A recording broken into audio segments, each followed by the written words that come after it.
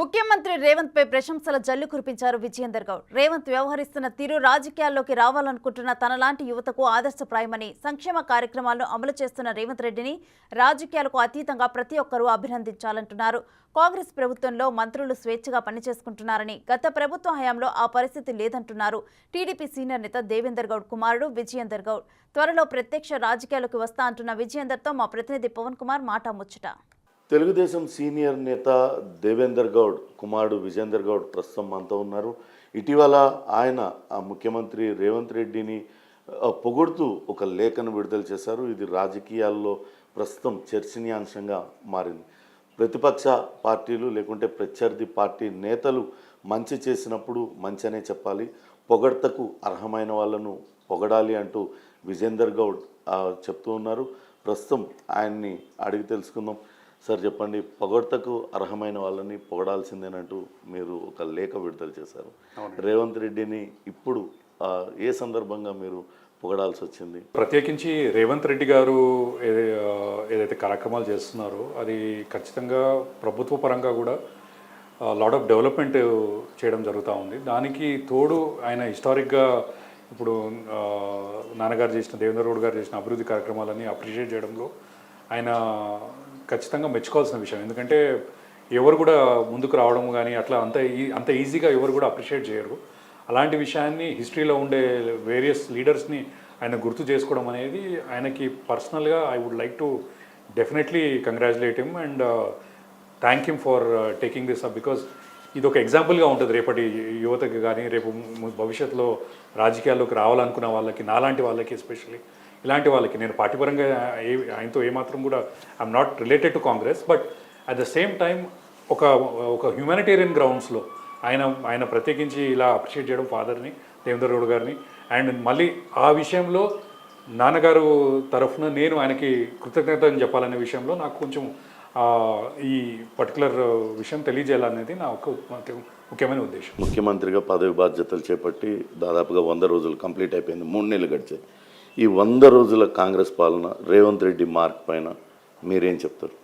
So నాకు పర్సనల్గా అండి, ఐ థింక్ ఏ గవర్నమెంట్ కన్నా కూడా కొంచెం టైం అంటూ పడుతుంది. ఎందుకంటే నీకు 100 రోజులు అనేది కూడా ఇట్ ఈస్ కొంచెం మళ్ళీ వెంబడే ఎలక్షన్స్ రావడం అనేది, ఇప్పుడు మొన్న అసెంబ్లీ అయిపోవడం, మళ్ళీ పార్లమెంట్ ఎలక్షన్స్ రావడం, దీంట్లో రీకన్సైల్ కావడానికి కొంచెం టైం అంటూ తీసుకుంటారు. బట్ ది అప్రోచ్ ఏదైతే ప్రభుత్వం తీసుకుంటుందో అది ప్రత్యేకించి రేవంత్ రెడ్డి గారు ఒక విజనరీ.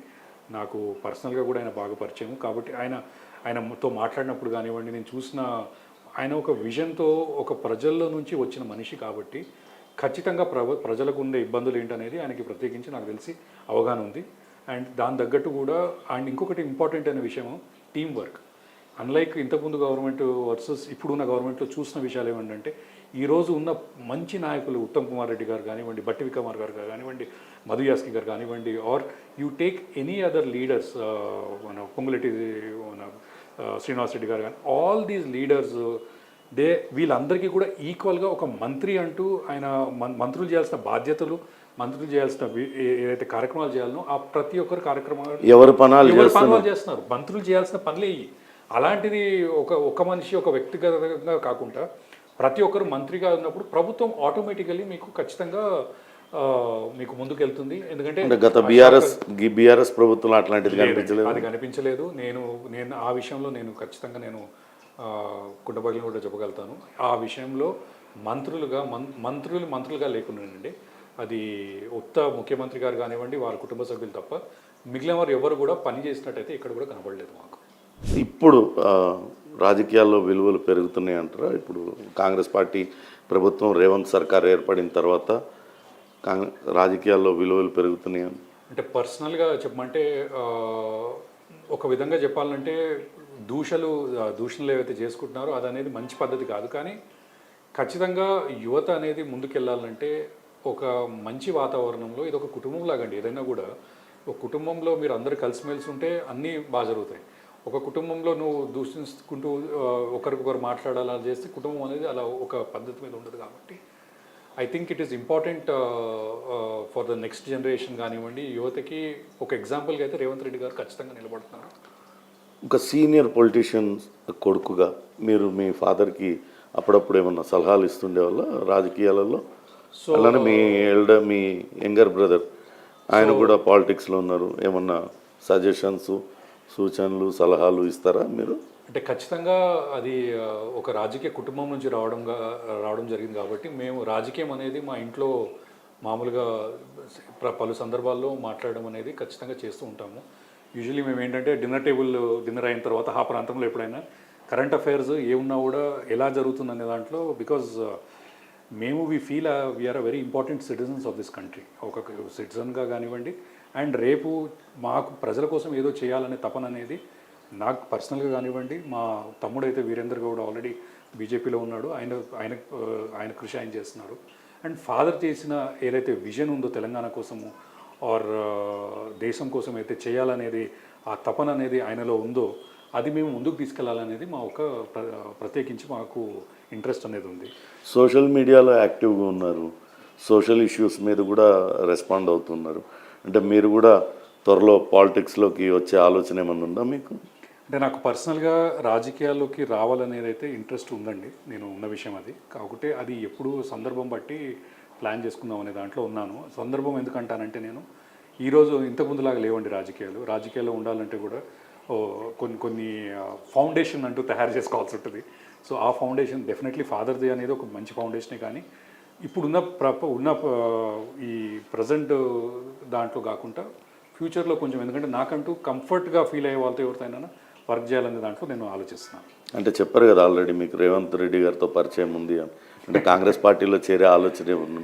లేదండి, నేను పార్టీ పరంగా అయితే ఇప్పుడైతే ఏం ఆలోచనలు పెట్టుకోలేదు. రాజకీయంగా కూడా నేను ఇప్పుడు అంటే ఏదో ఇప్పుడు ఈరోజు రేపు మాట్లాడట్లేదు. ఒక లాంగ్ టర్మ్ విజన్గా నేను వర్క్ చేస్తూ మేము చాలా సోషల్గా వర్క్స్ చేస్తుంటాను. స్కూల్కి సంబంధించి దేవేంద్ర విద్యాలయ అనే స్కూల్లో నడుపుతూ ఉన్నాను. ఈ స్కూల్లో కూడా మాకు ఆల్మోస్ట్ 500 స్టూడెంట్స్కి మేము కంప్లీట్గా స్కాలర్షిప్ స్టూడెంట్స్. అది స్మార్ట్ క్లాసెస్ ఇవన్నీ ఇంటర్నేషనల్ స్కూల్ ఏ లెవెల్లో ఉంటుందో ఆ లెవెల్లో ఉంది, కానీ but at the same time ఒక మంచి కార్యక్రమం ఎడ్యుకేషన్ స్ప్రెడ్ చేయాలనే ఉద్దేశంతో నాన్నగారు అప్పట్లో 25 సంవత్సరాల కింద ఏర్పాటు చేయడం జరిగింది. దాన్ని ప్రత్యేకించి నేను దాన్ని ముందుకు తీసుకెళ్తున్నాను. చివరిగా ఒక్కటి చెప్పండి, ఇప్పుడు మీరు గత బీఆర్ఎస్ పాలనని చూశారు, 10 ఏళ్ల పాటు వాళ్ళ పాలన. ఇప్పుడు ఈ 100 రోజుల పాలన మీరు ఆల్రెడీ చెప్పారు, 100 రోజులు అంటే చాలా తక్కువ టైం, కానీ ఇచ్చిన హామీలన్నింటినీ నెరవేర్చే ప్రయత్నం అయితే కాంగ్రెస్ పార్టీ చేస్తుందని చెప్తుంది. గత ప్రభుత్వానికి ఇప్పుడున్న దానికి డిఫరెన్స్ మీరు ఏం అబ్జర్వ్ చేశారు రేవంత్ పాలన? అంటే డెఫినెట్లీ వీళ్ళు చెప్పిన 6 స్కీమ్స్ కానివ్వండి అవి ఇంప్లిమెంట్ చేస్తారని నేను అనుకుంటున్నాను. దాంట్లో ఈ ఆర్టీసీకి సంబంధించి మహిళల కోసం చేస్తుంది అది చాలా ఎంతో అభినందనీయం. అది ఎస్పెషలీ పర్సనల్గా ముఖ్యమంత్రి గారు ఆ విషయంలో నేను personally I would like to appreciate it. Revanth Reddy 100 రోజు పాలన అనేది కొంత సంతృప్తికరంగానే ఉంది.